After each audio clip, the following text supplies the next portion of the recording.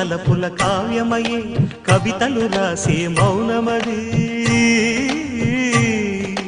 రాగల రోజుల ఊహలకి స్వాగతమిచ్చే రాగమది శృతిలయలరగని ఊపిరికి స్వరములు కూర్చే గానమది ఋతువుల రంగులు మార్చేది కల్పన కలిగిన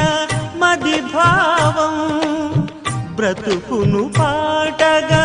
మలిచేది మనసున కదిలిన మృదునా